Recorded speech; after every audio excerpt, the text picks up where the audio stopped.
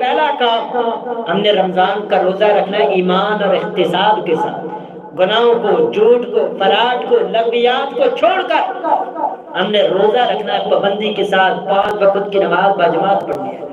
دوسرا کام ہم نے قرآن سے دل لگی کرنی ہے، قرآن کی تلاوت کثرت سے کرنی ہے۔ اور تیسرا کام ہم نے جو کرنا ہے،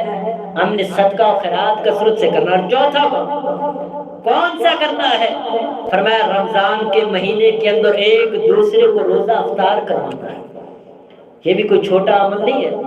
یہ نہیں گھر میں خود کھایا پیا، پڑوس میں کسی غریب کا بچہ شاید وہ بھی کسی چیز کے لیے ترس رہا، خیر اس کے گھر میں روزہ کھولنے کے لیے کھجور تک میسر نہ ہو، اور ہم اپنے گھر میں اپنی بیوی بچوں کے ساتھ بڑی عیش و عشرت کے ساتھ طرح طرح کے تازہ پھل فروٹ لا کر کے کھائے، طرح طرح کی ڈشیں تیار کرے، کھانے کھائے، لیکن ہمارے محلے میں، ہمارے پڑوس میں، ہمارے رشتہ داروں میں غریب گھر کے اندر کھانے کے لیے روٹی کا لقمہ تک نہ ہو۔ پھر مسلمان بھائیوں، ہمارے روزے رکھنے کا کیا فائدہ؟ کیا فائدہ ہم پورا دن پھر اپنے اس پیٹ کو تکلیف دیں کہ ہم نے روزہ رکھا ہوا ہے، شام کو بڑے مزے کرے، لیکن ہمارا غریب روٹی کے ایک لقمے کے لیے ترس رہا۔ فرمایا ایک دوسرے کو روزے افطار کروانے ہیں۔ فرمایا یہ ماہ رمضان کے اندر کرنے والا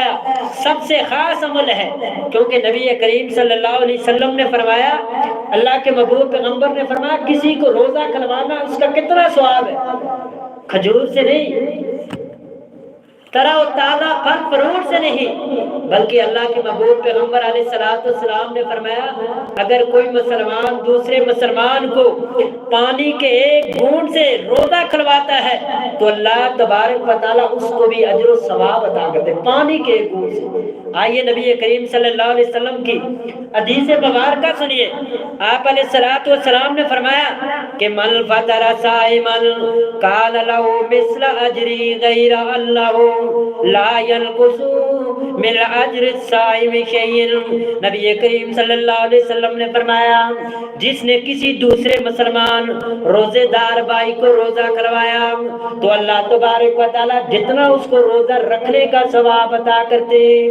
اللہ اتنا ہی ثواب اس روزہ کھلوانے والے بندے کو عطا فرما دیتے۔ کتنا ثواب کہ جس طرح ایک بندہ صبح سے لے کر رات تک اپنے اس بدن کو بھوکا پیاسا رکھتا ہے، گناہوں سے بچتا ہے، ایمان اور احتساب کے ساتھ روزہ رکھتا ہے، اللہ تبارک و تعالیٰ اس کو اجر و ثواب اس کے اعمال نامے میں لکھتے ہیں۔ فرمایا اسی طرح جو دوسرے مسلمان کو روزہ کھلاتا ہے اللہ تبارک و تعالیٰ اس کے برابر اس کے اعمال نامے کے اندر بھی اجر و ثواب لکھ دیتے ہیں۔ کتنا بڑا اجر ہے۔ لیکن رمضان کے مہینے میں ہم یہ رغبت ایک دوسرے کو دلاتے ہی نہیں، ہم کہتے ہیں یار کیا کرے، بس اپنے حالات خراب ہے، اپنے گھر میں کچھ پورا نہیں ہو رہا۔ اور میرے مسلمان بھائیوں، یہ جو مہمان ہوتا ہے واللہ مہمان خود رزق لے کر کے آتا ہے، گھر میں برکتیں لے کر کے آتا ہے۔ نہیں یقین تو یہ رمضان کا مہینہ مہمان ہے نا، ہمارے پاس مہمان بن کر کے آتا ہے۔ جاؤ کسی غریب کے گھر میں جو سال کے 11 مہینے دن میں ایک مرتبہ بھی گوشت نہیں کھاتا، وہ بھی رمضان کے مہینے میں ضرور کھاتا ہوگا۔ طرح طرح کے کھانے، طرح طرح کی چیزیں اس کے گھر میں بھی اس کی افطاری کے اندر بھی موجود ہوگی۔ یہ رمضان کا مہینہ مہمان آتا ہے، یہ مہمان اپنے ساتھ برکتیں لے کر کے آتا ہے، اور دوسروں کو پلانے سے میرے مسلمان بھائیوں کچھ کم نہیں ہوتا، بلکہ اللہ رزق کے اندر اور زیادہ برکتیں داخل کر دیتا ہے۔ اس لیے میرے مسلمان بھائیوں یہ رمضان کا مہینہ شروع ہونے والا ہے، تو میں آپ سے گزارش کروں گا کہ ایک آپ نے رمضان کے روزے پابندی سے رکھنے ہیں، گناہوں سے بچنا ہے، لڑائی جھگڑے سے بچنا ہے، فساد سے لغویات سے بچنا ہے، قرآن کی تلاوت کرنی ہے، صدقہ و خیرات کرنا ہے،